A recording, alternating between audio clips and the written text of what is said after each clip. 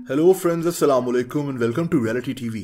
दोस्तों, Cameroon central Africa में मौजूद एक मुल्क है। नॉर्थ वेस्ट कैमरून में एक पहाड़ी इलाका है। यहाँ पहाड़ों के बीच में दो झीलें मौजूद हैं। एक झील का नाम लेक न्योस है और दूसरी झील का नाम लेक मनाउन है। इन दोनों झीलों के साथ कई गांव मौजूद हैं जहां हजारों लोग रहते हैं। अगस्त 1984 में लेक मनाउन के पास मौजूद एक गांव में 37 लोगों की अचानक मौत हो गई। ये लोग बज़ाहिर सेहतमंद थे। इनकी मौत बहुत पुरस्कार तरीके से हुई थी। इस इलाके में बहुत गरीब लोग रहते थे। यहाँ बिजली, साफ पानी, हॉस्पिटल्स कुछ मौजूद नहीं था। इसीलिए इन मासूम लोगों की मौत पर कैमरून की हुकूमत ने कोई तवज्जो नहीं दी। 37 लोगों की अचानक मौत एक बहुत बड़ी खबर होनी चाहिए थी, लेकिन इस खबर को दबा दिया गया। दोस्तों, वक्त गुजरता गया और ठीक 2 साल के बाद 21 अगस्त 1986 को एक दिल दहला देने वाला वाकया पेश आया। इस दफा ये वाकया लेक न्योस के आसपास रहने वाले गांव के अंदर पेश आया। लेक न्योस एक काफी गहरी झील है। इस झील की गहराई 700 फीट के करीब है। इस झील के नीचे आतिशफिशा चट्टानें भी मौजूद हैं। दोस्तों, 21 अगस्त 1986 को रात के 9 बजे लेक न्योस के साथ मौजूद गांव में लोग सो रहे थे। ये लोग जल्दी सो जाया करते थे। इस झील के आसपास तकरीबन 5000 लोग रहते थे।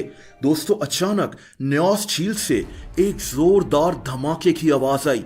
ये आवाज इतनी शदीद थी कि लोग उठकर बैठ गए। ये लोग खौफजदा हो गए थे। रात के अंधेरे में इन्हें कुछ समझ में नहीं आ रहा था कि इस झील में आखिर हुआ क्या है।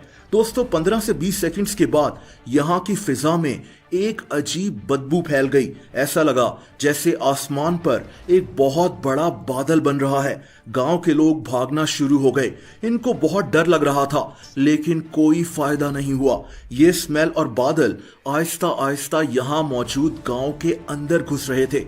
देखते ही देखते कुछ ही मिनट्स में लोग जमीन पर गिरना शुरू हो गए। ये लोग खांस रहे थे और इनके मुंह से खून निकलना शुरू हो गया। सिर्फ इंसान ही नहीं, बल्कि जानवर और कीड़े तक बेहोश होते गए। दोस्तों, आप सोचें कि हजारों इंसान जो कुछ मिनट्स पहले सो रहे हों, वो अचानक एक साथ खून की उल्टियां करना शुरू कर दें। दोस्तों, कुछ ही देर में लेक न्योस के इर्द गिर्द रहने वाले 1746 लोग मर चुके थे। इनकी लाशें जगह जगह पड़ी हुई थीं। इन लोगों के अलावा 3500 के करीब जानवर भी मारे गए थे। इस दफा यह खबर दबाई नहीं जा सकी। 1746 लोगों की मौत ने कैमरून में लोगों को परेशान कर दिया था।